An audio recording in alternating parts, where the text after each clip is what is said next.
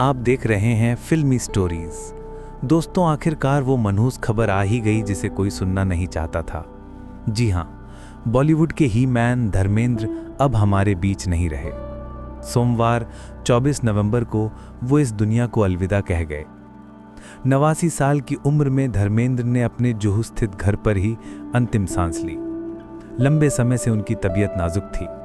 अभिनेता को 12 नवंबर को ही ब्रीच कैंडी हॉस्पिटल से परिवार के कहने पर डिस्चार्ज किया गया था। इसके बाद से घर पर ही उनका इलाज चल रहा था। धर्मेंद्र का अंतिम संस्कार विले पार्ले स्थित पवन हंस शमशान भूमि में किया गया था। इस दौरान पूरा देओल परिवार और कई सिनेमाई दिग्गज नजर आए। हेमा मालिनी, ईशा देओल, सनी देओल, बॉबी देओल से लेकर अमिताभ बच्चन भी इस दौरान आंखों में आंसू समेटे मौजूद रहे।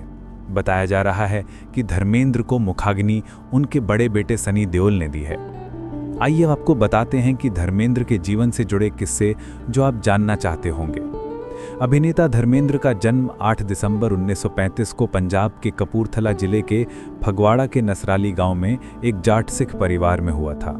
उनका पैतृक गांव लुधियाना के पास डांगो था। उनके पिता केवल किशन सिंह देओल गांव के सरकारी स्कूल में हेडमास्टर थे और उनकी मां का नाम सतवंत कौर था। अभिनेता का बचपन साहनेवाल गांव में बीता और स्कूली शिक्षा लुधियाना के लालटन कलना के सरकारी सीनियर सेकेंडरी स्कूल और फगवाड़ा के रामगढ़िया कॉलेज में हुई। धर्मेंद्र का मन पढ़ाई लिखाई में कम और फिल्मों में ज़्यादा लगता था। वो दिलीप कुमार के बहुत बड़े प्रशंसक थे और अक्सर अपने दोस्तों के साथ मीलों दूर चलकर फिल्में देखने जाते थे। उनके भीतर अभिनय का जुनून बचपन से ही था, जो उन्हें अक्सर अपने स्कूल के नाटकों में हिस्सा लेने के लिए प्रेरित करता था। 1954 में मात्र 19 साल की उम्र में धर्मेंद्र की शादी प्रकाश कौर से हो गई थी। इस शादी से उनके 4 बच्चे हुए, 2 बेटे सनी देओल और बॉबी देओल, वहीं 2 बेटियां विजयता और अजीता। बचपन के इसी फिल्मी जुनून ने उन्हें मुंबई जाने के लिए प्रेरित किया। उन दिनों फिल्मफेयर पत्रिका द्वारा एक न्यू टैलेंट हंट प्रतियोगिता आयोजित की गई थी 1958 में। धर्मेंद्र ने इसमें भाग लिया और पंजाब के हजारों प्रतियोगियों को पीछे छोड़ते हुए इस प्रतियोगिता को जीत लिया। इस जीत ने उन्हें मुंबई का टिकट और फिल्म निर्माताओं से मिलने का मौका दिया, लेकिन ये यात्रा आसान नहीं थी। मुंबई में शुरुआती दिन बेहद संघर्षपूर्ण रहे। उन्हें कई रातों तक बेंच पर सोना पड़ा और कभी-कभी चने खाकर गुजारा करना पड़ता था। उनके पास ना कोई गॉडफादर था, न ही फिल्मी दुनिया की कोई अंदरूनी जानकारी। वो स्टूडियो दर स्टूडियो भटकते रहे, लेकिन उन्हें सफलता नहीं मिली। अपने आकर्षक व्यक्तित्व और मर्दाना लुक के बावजूद उन्हें काम पाने में मुश्किल हुई। आखिरकार 1960 में फिल्म दिल भी तेरा हम भी तेरे से उन्हें अपने अभिनय करियर की शुरुआत करने का मौका मिला। ये फिल्म बॉक्स ऑफिस पर कोई खास कमाल नहीं दिखा पाई, लेकिन धर्मेंद्र के अभिनय ने कुछ समीक्षकों का ध्यान खींचा। इसके बाद उन्होंने कुछ और फिल्मों में काम किया, जिनमें शहीद, अनपढ़ और बंदिनी जैसी फिल्में शामिल थीं। बिमल रॉय की बंदिनी में नूतन के साथ उनके काम को सराहा गया और इससे उन्हें इंडस्ट्री में थोड़ी पहचान मिली। धर्मेंद्र के करियर का टर्निंग पॉइंट 1966 में आई फिल्म फूल और पत्थर थी। इस फिल्म में उन्होंने पहली बार एक एक्शन हीरो की भूमिका निभाई, जिसमें उनका शर्टलेस लुक और दमदार एक्शन दर्शकों को खूब पसंद आया। फिल्म ब्लॉकबस्टर साबित हुई और रातों रात धर्मेंद्र एक स्टार बन गए। उन्हें ही मैन और गरम धर्म जैसे नाम मिले। इस सफलता के बाद धर्मेंद्र ने एक्शन, रोमांस, कॉमेडी और गंभीर किरदारों में अपनी बहुमुखी प्रतिभा का प्रदर्शन किया। उनकी कुछ प्रमुख फिल्में बताते हैं जिन्होंने उन्हें शीर्ष पर पहुंचाया। पहली थी 1969 में आई सत्यकाम। ऋषिकेश मुखर्जी निर्देशित इस फिल्म में उन्होंने एक आदर्शवादी व्यक्ति का किरदार निभाया। इसे उनके करियर की सर्वश्रेष्ठ अभिनय प्रस्तुतियों में से माना जाता है। दूसरी 1971 में आई मेरा गांव मेरा देश, एक डकैत विरोधी एक्शन फिल्म जिसने उनकी एक्शन हीरो की छवि को और मजबूत किया। तीसरी 1973 में आई जुगनू, ये भी एक बड़ी हिट थी और इसने उन्हें सबसे अधिक फीस लेने वाले अभिनेताओं में से एक बना दिया था। चौथी थी 1975 में आई चुपके चुपके, जिसने कॉमेडी में उनकी महारत का सबूत दिया था।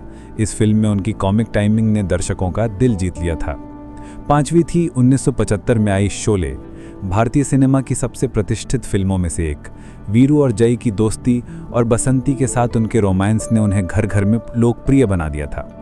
70 के दशक में धर्मेंद्र का बॉक्स ऑफिस पर एक छत्र राज हुआ करता था। उन्होंने एक साल में 9 हिट फिल्में देने का रिकॉर्ड बनाया था। वैसे धर्मेंद्र का जीवन पर्दे के पीछे भी काफ़ी नाटकीय और दिलचस्प रहा है। धर्मेंद्र ने खुद स्वीकार किया था कि एक समय उन्हें शराब पीने की बुरी आदत थी। शोले के सेट पर एक मशहूर किस्सा है जहां एक सीन शूट करते समय जिसमें उन्हें हेमा मालिनी से बात करनी थी, वो बार बार शॉट खराब कर रहे थे। बाद में पता चला कि वो कैमरामैन के स्टॉक से चुपके से शराब पी रहे थे। उन्होंने अपनी इस आदत को सार्वजनिक रूप से स्वीकार किया और बाद में इससे उभरने की कोशिश की।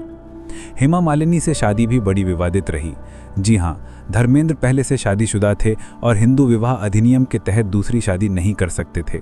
वजह थी उन्होंने अपनी पहली पत्नी प्रकाश कौर को तलाक नहीं दिया था। जब वो ड्रीम गर्ल हेमा मालिनी के प्यार में पड़े तो उन्होंने उनसे शादी करने के लिए इस्लाम धर्म अपना लिया। ये उस समय एक बड़ा विवाद बन गया था, लेकिन उन्होंने हेमा मालिनी से 2 मई 1980 को शादी कर ली। इस शादी से उनकी 2 बेटियां हुईं, ईशा देओल और आहाना देओल। शोले से जुड़ा भी एक किस्सा है।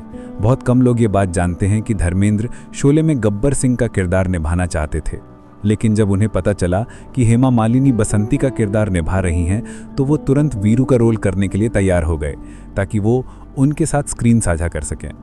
अपने अभिनय करियर के अलावा धर्मेंद्र ने राजनीति में भी कदम बढ़ाया था। जी हाँ, साल 2004 के आम चुनावों में वो भारतीय जनता पार्टी के टिकट पर राजस्थान के बीकानेर सीट से लोकसभा सांसद चुने गए थे, मगर शायद उनका सफ़र इतना ही लिखा था। 89 साल की उम्र में धर्मेंद्र इस दुनिया को छोड़कर चले गए। उनकी बार बार तबीयत खराब हो रही थी। महीना भर पहले ही उनको सांस लेने में परेशानी हो रही थी तो अभिनेता को ब्रिज कैंडी में भर्ती करवाया गया था।